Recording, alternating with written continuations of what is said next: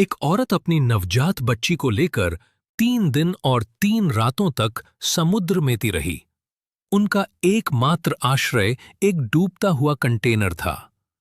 उसने बच्चे का गंदा डायपर उठाकर समुद्र में फेंक दिया। जल्द ही कुछ मछलियां उसकी ओर आकर्षित हो गईं।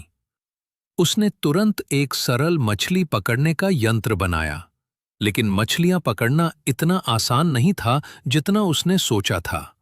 जब वो निराश हो रही थी, तभी उसने ऊपर आसमान में एक विमान देखा। वो खुशी से दौड़कर कंटेनर में गई और शीशे का एक टुकड़ा उठाया, लेकिन लौटते वक्त गलती से उसकी जांघ कट गई। दर्द की परवाह किए बिना उसने शीशा हिलाकर मदद की गुहार लगाई, लेकिन विमान बहुत दूर था, कोई उसे देख नहीं सका।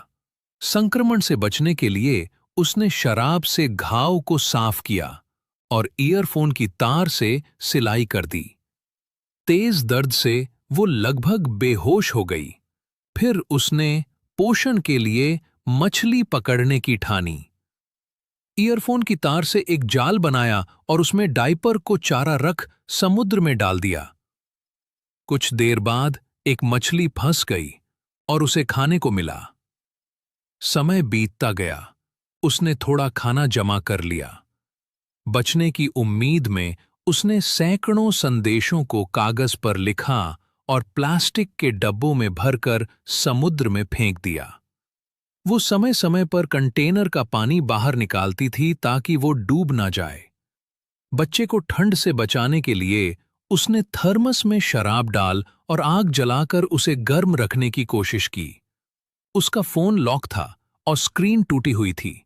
वो सिर्फ अपने पति के कॉल का इंतजार कर रही थी।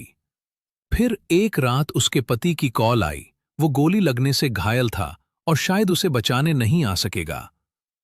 रोते हुए उसने औरत को हिम्मत से जीने को कहा। औरत ने बच्चे के जन्म की बात बताई। पति ने बच्चे के लिए प्यार भरे शब्द कहे और उसका नाम भी रखा।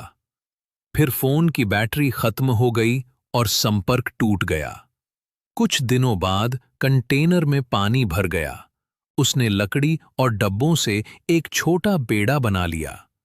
एक दिन उसे एक समुद्री पक्षी दिखा। इसका मतलब था कि जमीन अब दूर नहीं। रात को कंटेनर का सील टूट गया और पानी तेजी से अंदर आने लगा। वो खाना निकालने गई, लेकिन रस्सी में उसका पैर